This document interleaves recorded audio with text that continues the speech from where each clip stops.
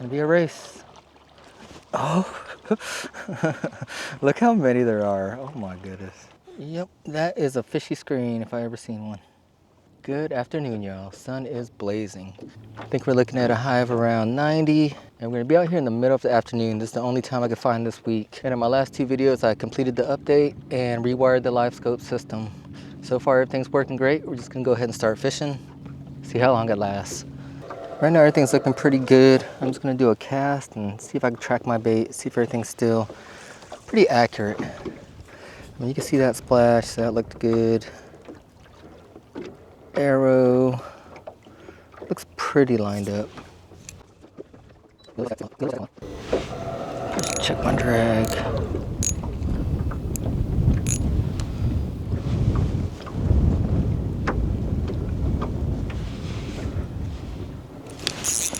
All right, there we go.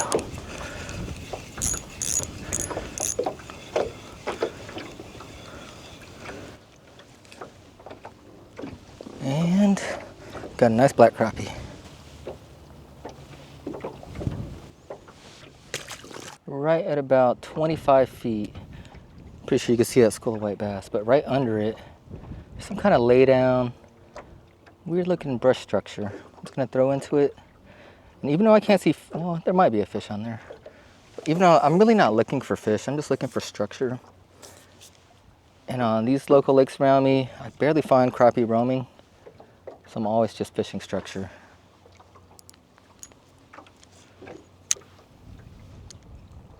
Just get it close to them, see if something comes out. See, I feel one.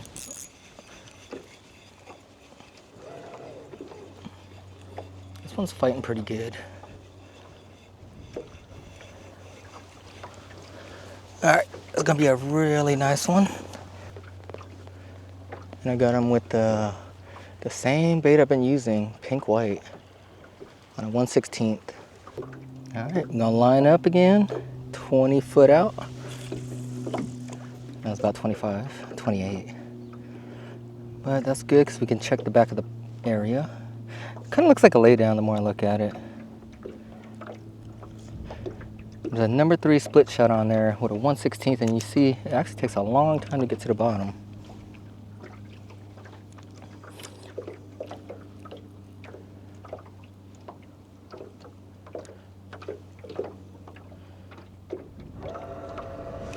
See, that was a good hit too.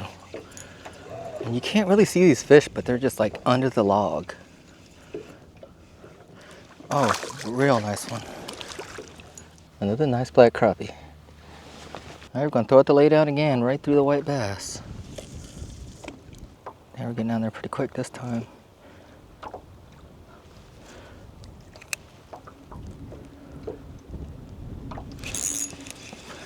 And that's usually what the crappie do, they just come out and hit it. Oh yeah.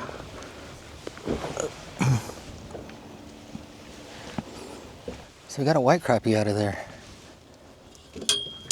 A nice white crappie in the lay down. All right, update, the Livescope is still working.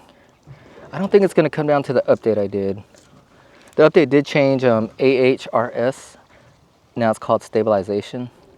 I think the wiring definitely helped. It looks like the graphs on the console have a little bit more voltage now.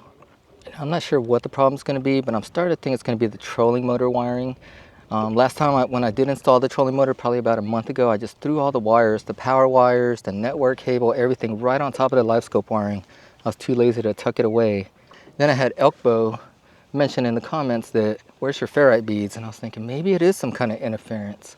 So I took all the trolling motors and I shoved them up into the front where none of it's close to the transducer.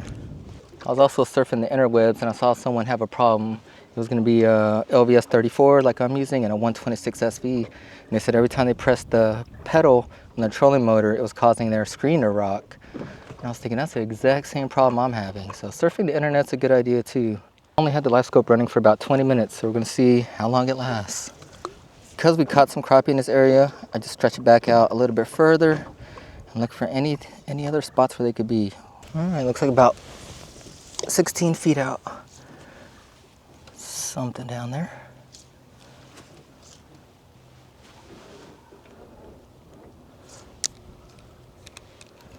I did change colors too. I just want to see if they hit this color.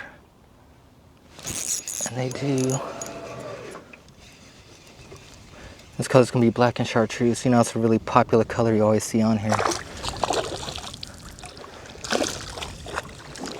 Get up in there. I can't even describe the kind of thump you get with this braided line. You can actually feel them suck it all the way down their throat. And that's the black and chartreuse. So this whole line right here is going to be fluorocarbon and bisex seagar. And it's really invisible underwater. This water is very clear. And then probably about 5 foot up, I have the 15-pound braid. When the fish thump it, you can really feel them with this braided line and this ultralight tip. It just kicks your hand down. All right, guys, and I'm a firm believer in this. Whenever you're catching fish, it's good to experiment.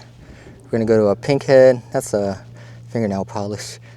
White and chartreuse. This is gonna be 10-pound fluorocarbon Invisex and a 15-pound braid leader on a 13.5 foot B&M Diamond Series. It's gonna be constant adjusting. Rod length, there comes one. I mean, if he hits it, we know the white works. But I should be able to feel this really good if they hit it. See, the white's not getting the same kind of immediate hit. All right, and that's with the white down there. You see, they just inspected a couple times. There's one. Raise it slow. Nope, they don't like white. So about 2 fish looked at the white and swam away, so I already know that's not the right color. The sun's back out. Good thing I put all that sunblock on earlier. My wife's like, why don't you wear sunblock out there? I was like, I don't know, it's too greasy. And then I started using this new sunblock and it's not even greasy. Sprayed it everywhere. I probably don't even need a hat, but I'm still gonna put one on later. All right, this area looks like it has a few. Oh, no. Don't tangle.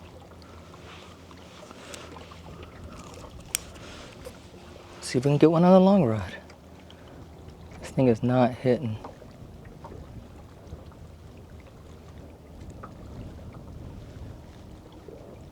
Oh, there we go. Oh, I lost him. My drag was tight and everything. Well, he smacked it. Check my bait. Gosh, he smacked it.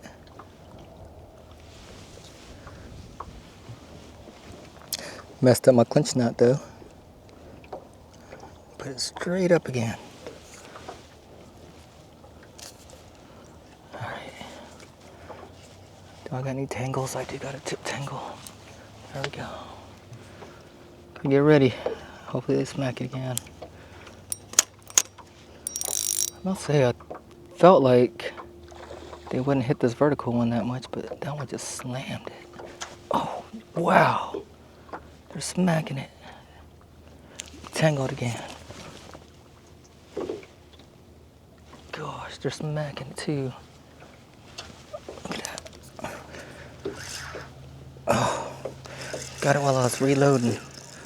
Oh my goodness, something's wrong with this hook. Let's try again. I went to go check my hook, but it's really sharp. I think I'm just not, I didn't set it hard because he was swimming upwards with it. Let's see if I can set it hard this time. Oh, nope. Downsizing. I just missed 3 in a row and I was using a 1/4 ounce jig head. This is gonna be a 16th, new sharp hook and a barely cut bobby garland, a little bit shorter, maybe by a 1/4 inch. Clinch knot again. Let's see if they swallow this one. Make sure the drag's really tight. Gosh, but those are some serious dumps. So these gotta be some slabs. Let me stretch it out a little bit too.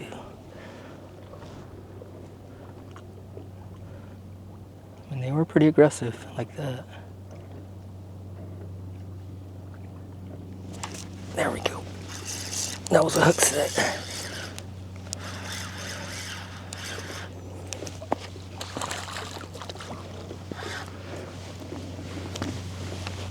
Got him. Was that you thumping at my line earlier? That was just a little bit of a downsize. I don't know if the downsize is gonna matter more or the new hook. Cause I felt like the other ones I've hooked them pretty good. I don't know, maybe I didn't set it hard enough. Some of this crappie got some hard mouths. Look at that. That's a slab. Oh, that's gonna be a slab. Now, that's a good one now.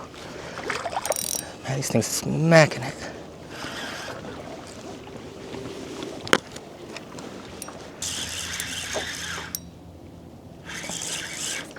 Oh yeah.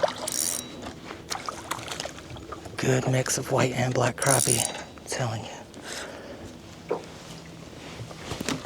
Oh, gotcha. I don't even know what's funner, catching them with the ultralight or the long rod. The long rod makes them feel like monsters.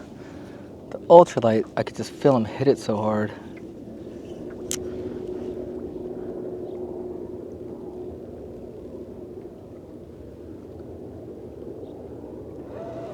See, I can't really feel them hit it with the long one. But they feel like monsters. Oh, look at that one. Good old white crappie.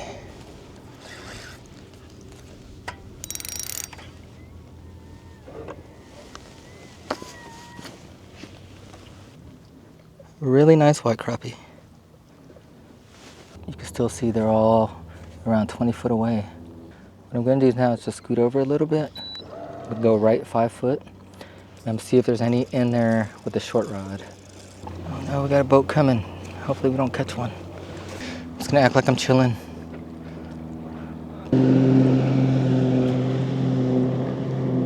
Oh, I'm hit. That was a weird hit, but I got him. It's like a thump, thump, thump.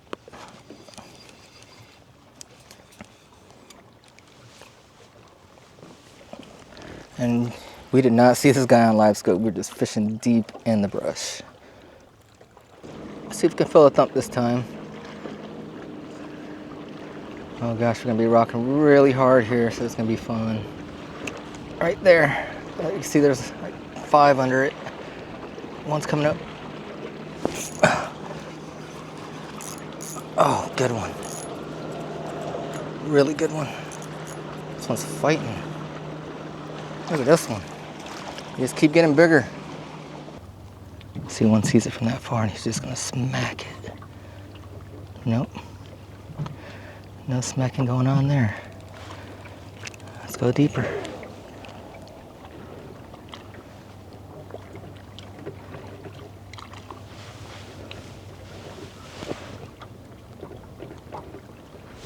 That one smacked it. Oh, look, there's more. These are slabs now. Look at this, these are slabs. Huge white crappie. See, I think that's about, what are we at now? I think we got like 3 or 4 white crappie and the rest are all black. That last one was about 13 and a half. Yeah, guys, we're gonna do it again.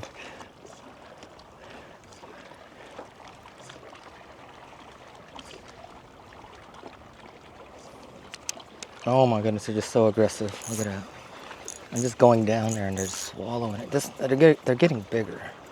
I'm telling you, this rod is barely reeling them in. I feel like it's safer to catch them with this rod though. Look at this one. Black crappie. All right, so directly below the boat right now, there's a whole bunch of crappie. And it's just constant. There's a whole nother area out there that looks like it's full of them. I don't know if you saw that. Let me see. All right. Oh yeah, there's a limit right here.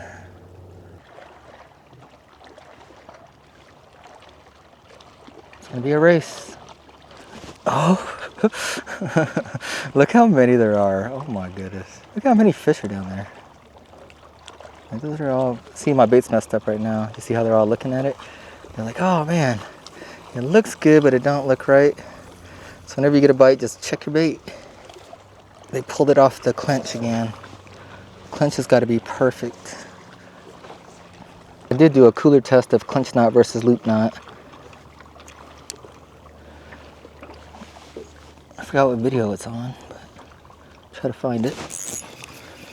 But that's the difference right there. Clench knot perfectly horizontal and a little bit lagging.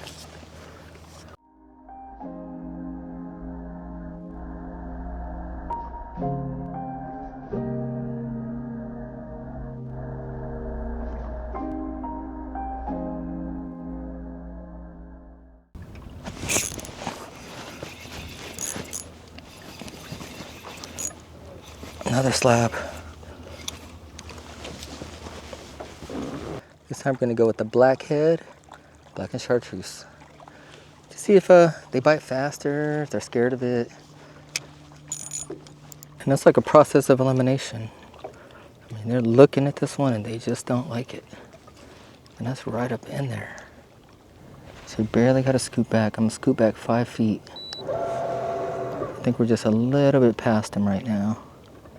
They're not hitting though anymore. That's good, because whenever they stop hitting, I'm moving.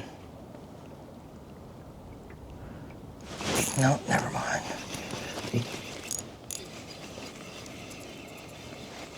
Gosh, y'all see all them fish coming in? What if those are all crappie? Probably white bass. Wow, this is fishy. Wow. Hold it in and run all the crappie off. Yep, that is a fishy screen if I ever seen one. If there were hybrids here, I would say those are hybrids, but I'm gonna say they're white bass. It's like an endless school of them. Huge school. See if we can get one just to verify. Let's see if something bites this.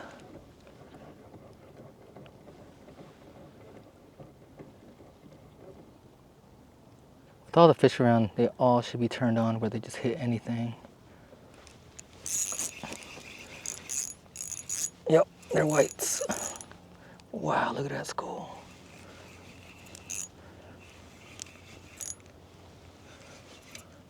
Oh, nice, they're keeper whites. Or right at keeper. Wow. Wow. Honestly, they're probably gonna blow out this whole spot. Look at that. Let's just drop it in there. Keep catching. See if I can get one to come up from the stack. Gosh, there's hundreds of them.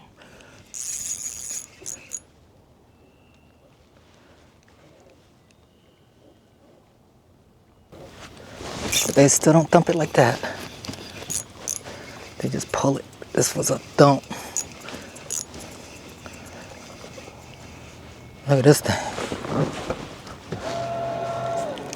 That's the good thing. The white bass like it moving. The crappie don't care if it's sitting still. So I'm just gonna hold the bait as still as possible. Ah, this one's a crappie. Nice. He's like, man, I gotta eat it before them bass get it. Still a couple white bass hanging around. But remember, they don't like it sitting still, so we're just gonna hold this still as possible.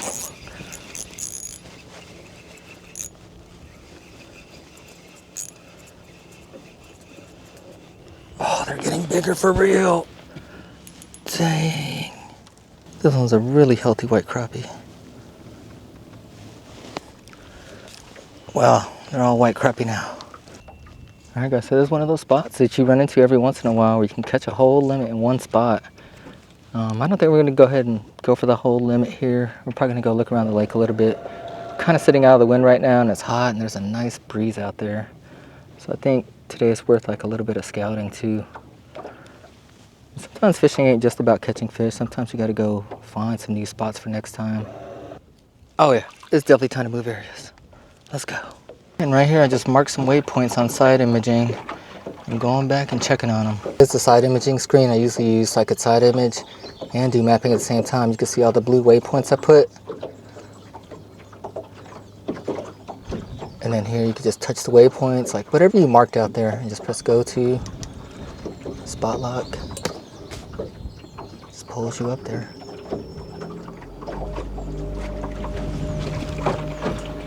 And up here, of course, you can kind of scan the water on your way there. And here you can see we're getting close to the point. Don't remember what I marked, just something in the water. Drop it down.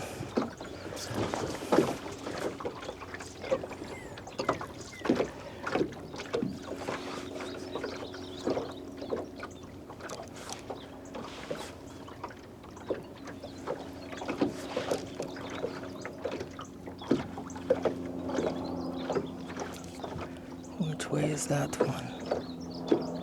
straight ahead. We're pretty lined up on it. Just long as the trolling motor doesn't mess us up really bad. Oh, I think he just swam away. Nope, there he is. And that was a side imaging spotlight crappie. Can't remember how many bit the black and chartreuse, but I did drop it in there into the school of them, and they really didn't want to hit it. I did catch about 2 or 3 off of this. This color I've been using for about 6 months. It's just been doing really good. I also dropped the monkey milk down there and the white and chartreuse. Those didn't do too good. And once again, it's been about 3 hours out here. We're still running strong. And like I said, I don't know if it was the update, which I kind of don't think it was the update. Then the wiring, I mean, I think the wiring had to have helped because, you know, I did find some rusted connections and some old terminals and some old wire. And I really do think it's going to end up being the trolling motor wiring. I did just install this a little bit over a month ago, and I threw all the wiring right on top of the Garmin wiring, and it had to be interference because it was really windy. Trolling motor was running on like 7 or 8 just to hold me in the spot. So a lot of electrical current was going through there, and the screen just started rocking to the right. I lost like 2 beams. I never thought to just turn off the trolling motor and see if anything different happened. All right, guys, I got the graphs put away, and honestly, for this type of fishing, you don't need 3 graphs. I used to have 5 graphs on here. I went to 3. 2 graphs is plenty. You know, just a good side imaging and mapping unit, and connected to your trolling motor would be ideal, and just 1 unit up front, you know, for the Livescope. You could do a lot of searching with the Livescope, you know, go about 2-3 miles an hour and swing the pole and look around. But the side imaging on here is probably gonna be your best bet to find things faster. And this graph, it's pretty much just for YouTube or just to capture good fish bites. You know, I like capturing that. Up there's a lot of glare, and right here, the T-tops got it in the shade, so it shows some of those good catches. I like recording all that stuff.